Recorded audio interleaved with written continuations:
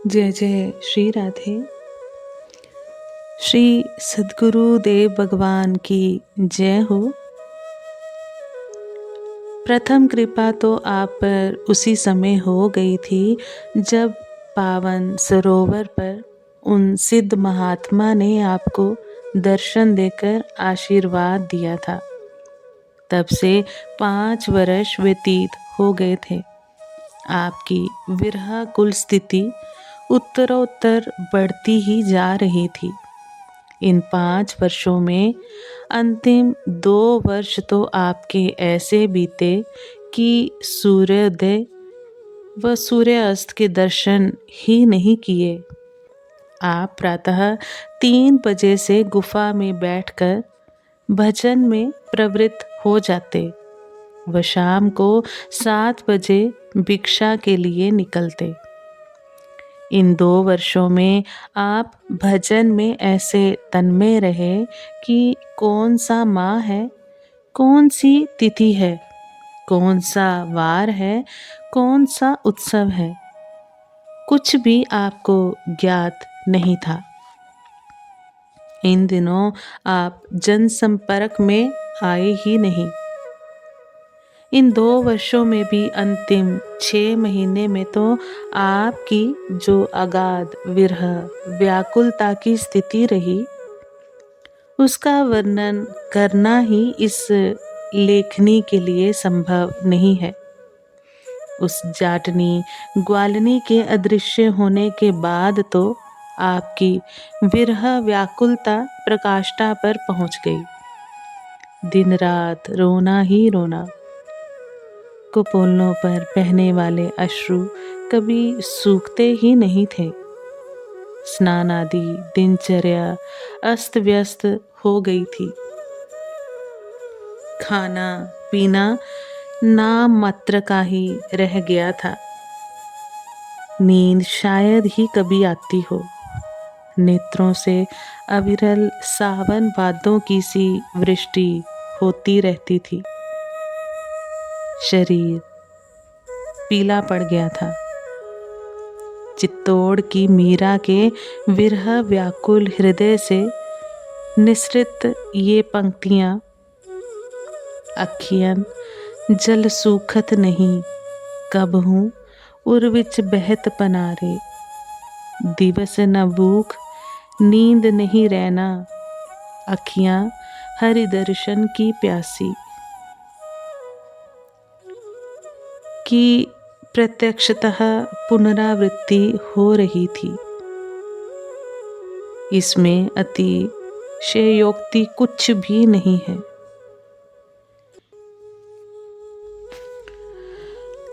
स्थिति ये थी कि आने जाने के स्थान तो गुफा से उद्धव क्यारी और उद्धव क्यारी से गुफा, बस ये ही अब शेष रह गए थे। अब तो अधिकतर समय उद्धव क्यारी में ही व्यतीत होता था, जब साधन सब छूट चुके थे, जब माला का नितांत विश्राम था। माला जपते थे परंतु तुलसी माला नहीं, अश्रु माला, जिसके एक एक अश्रु मुक्ता बिंदु में नीलमणि श्री कृष्ण प्रतिबिंबित हो रहे थे। उद्धव जी की बैठक के चबूतरे पर ही बैठे बैठे रात्रि व्यतीत होती थी। यही तो उद्धव जी के ज्ञान की गठरी श्री ब्रजांगनाओं के अश्रु सलिल में बह गई थी। उनके अश्रुओं की निर्मल गंगा में स्नान करके ही उद्धव जी प्रेमी बने।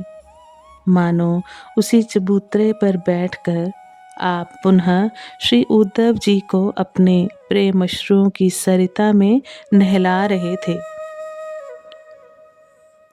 कदम्बाठवी के वृक्षों का प्रेमालिंगन पर कई बार आपने अपने प्रेम अश्रुओं से उनका सिंचन किया।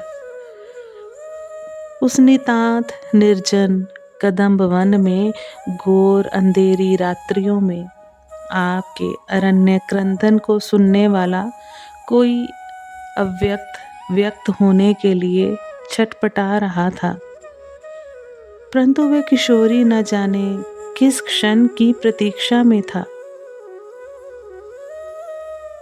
ये तो वह किशोर ही जाने।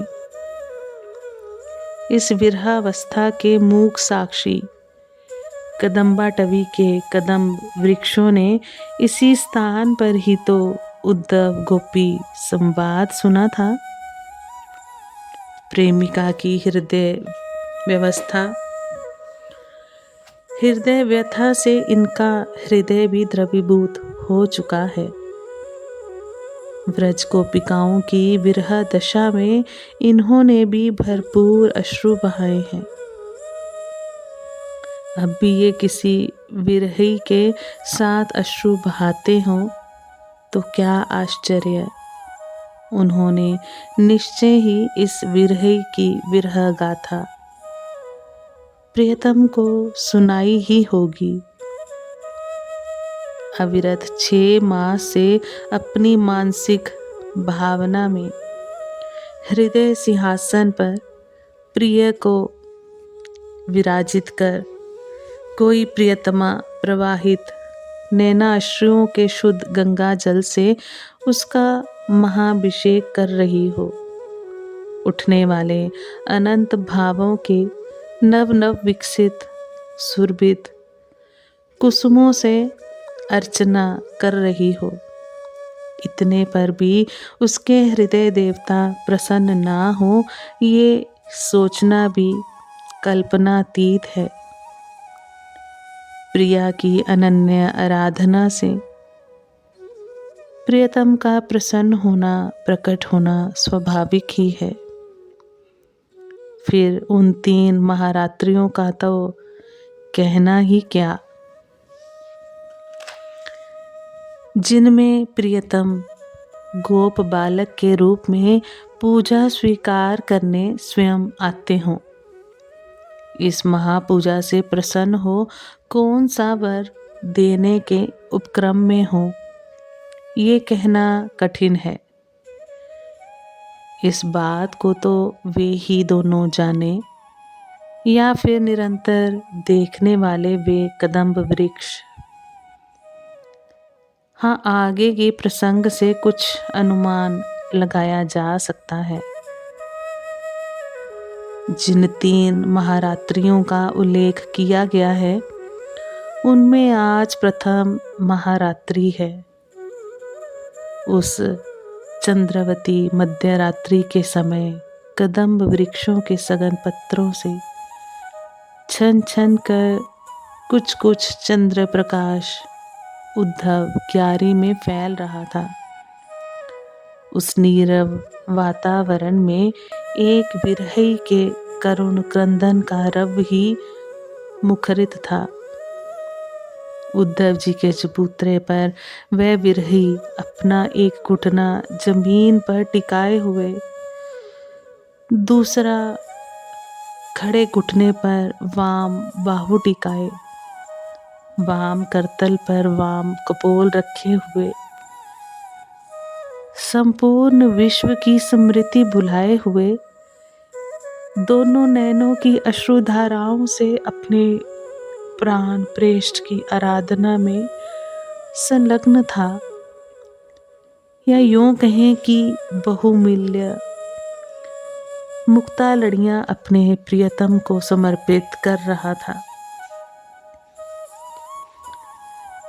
इसी समय आपके सम्मुख के 2 कदम वृक्षों के मध्य एक गोप बालक न जाने कहाँ से आकर इधर से उधर मंद मंद चरण रखते हुए घूमता हुआ दिखाई दिया। विरह की आंखों ने उसे देखा, पर विरह के अगाध सागर में निमग्न उसकी सोचने विचारने की शक्ति लुप्त थी। पीतवसन तथा शिखिपिच चंद्रिका परिशोभित कंदर्प कोटि लावण्य उज्ज्वल नीलमणि श्री कृष्ण की माधुरी मूर्ति मन तथा रोम रोम में, समस्त इंद्रियों में समाई हुई थी। विरही विरह में ही संयोग सुख में था।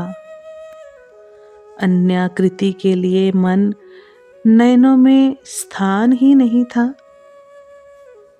एकांत निर्जन प्रदेश में इस मध्य रात्रि में ये सुंदर किशोर गोप बालक क्यों आया है, ये भी सोचने का अवकाश ही कहाँ था। वह गोप बालक भी स्वच्छंद घूम रहा था। हो सकता है जिसके लिए घूम रहा था उसे चोरी तिरछी चितवन से देख भी लेता हो। विरही की व्याकुल दशा देखकर वह भी छटपटाता हो, परंतु ये ज्ञात होना कठिन था। आपकी संपूर्ण रात्रि विरह के अथाह सागर में गोता लगाते हुए ही बीती। वह गोप बालक कब चला गया ये भी आपको ज्ञात नहीं हुआ। प्रातः काल गोचारण के लिए आने जाने वाले ग्वालों का कोलाहल सुनकर आपको कुछ बाहरिए हुए और उठकर लड़खड़ाते हुए गुफा की ओर चले गए। वह दिन जैसे तैसे बीता। संध्या से ही आप फिर उद्धव क्यारी में चले आए। उसी स्थिति में फिर अरण्य क्रंदन आरंभ हो गया। संध्या कब व्यतीत हुई, कितनी रात्रि हुई, कुछ ज्ञात ही नहीं। फिर मध्य रात्रि का समय, वही ग्वाल वेशी किशोर उन्हीं दो कदम वृक्षों के मध्य मंद मंद टहलने लगा। आपकी दृष्टि उस पर पड़ी, पर विचार शून्य। फिर संपूर्ण रात्रि व्यतीत हुई।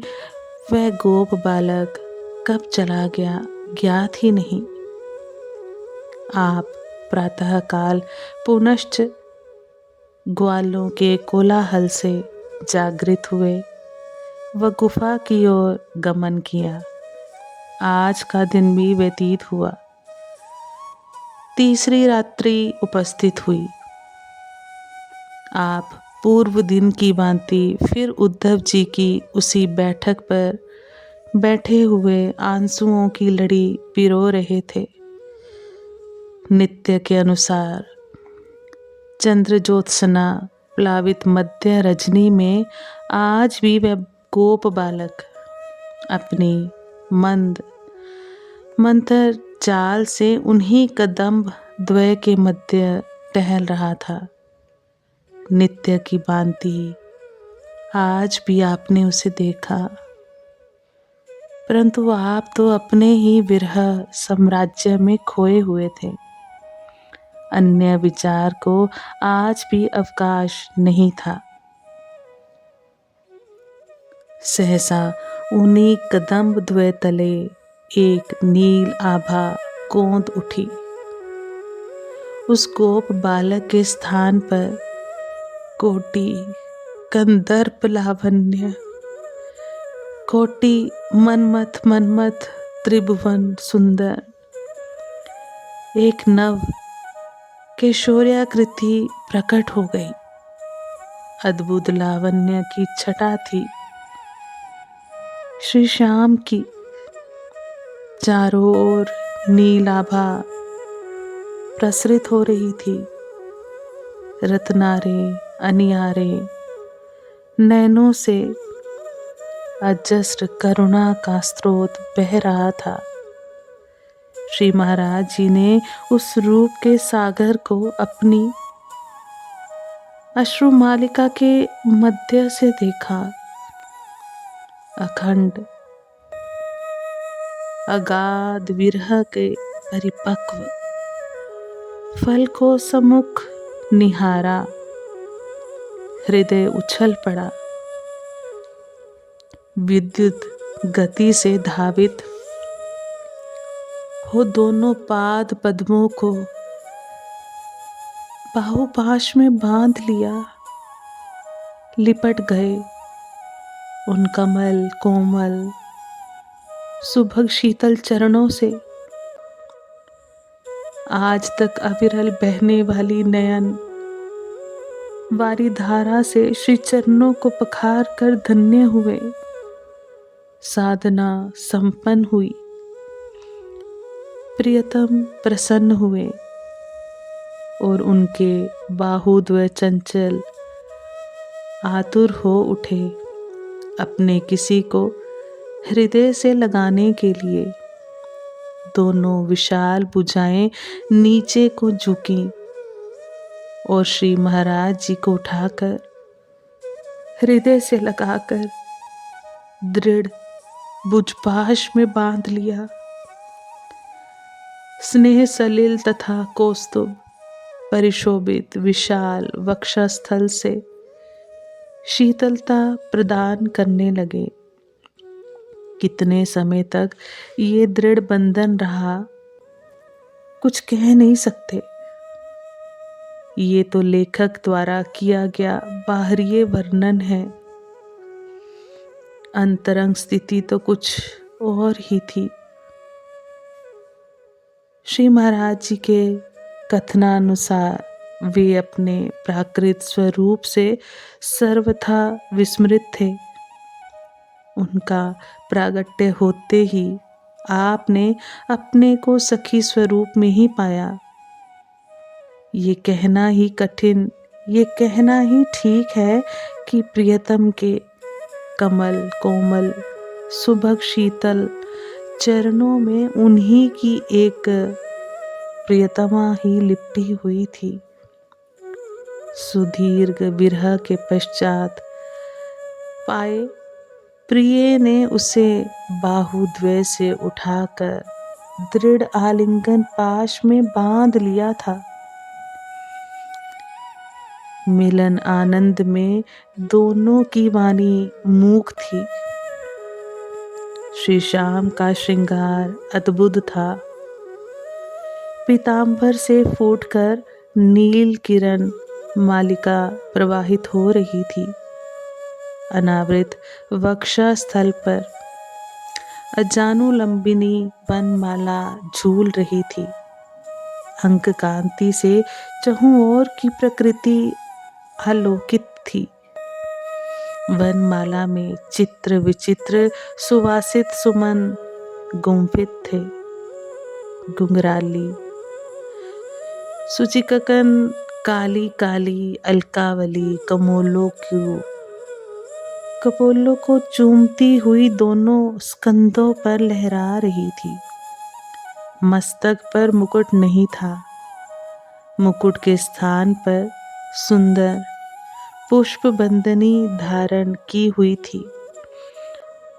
कर कमल में पंछी थी। दोनों मणिबंध सुंदर पुष्प गजरों से सुशोभित थे। दोनों भुजाओं पर ही पुष्पालंकार धारण किए हुए थे। चरणों में स्वर्ण नूपुर झिलमिला रहे थे। क्षणोपरांत प्रियतम के अधर द्वय में कंपन हुआ। मंद स्मित युक्त गदगद कंठ से पीयूष वर्षिणी मधुरवाणी स्फुरित हुई, मैं फिर आऊंगा। इस वाक्य के साथ ही श्री कृष्ण अदृश्य हो गए। श्री महाराज जी भाव स्मराज्य में खोए हुए कब तक मूर्छित पड़े रहे कह नहीं सकते। इसी भाव में स्थिति में आपको ज्ञात हुआ कि बरसाने में श्री कृष्ण श्री राधा जी के साथ लीलारत थे।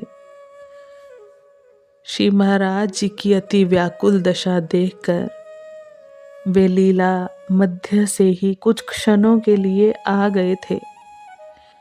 इसी कारण मैं फिर आऊंगा कहकर तत्क्षण पुनः लीला में चले गए। श्री कृष्ण के अंगों में जो पुष्प श्रृंगार सुशोभित हो रहा था वह श्री किशोरी जी ने स्वयं अपने हाथों से धारण कराया था। बहुत ही सुंदर प्रसंग।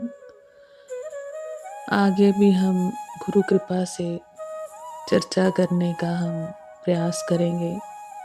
आप सभी वैष्णव जन को श्री हरिवंशी श्री सद्गुरुदेव भगवान की जय हो।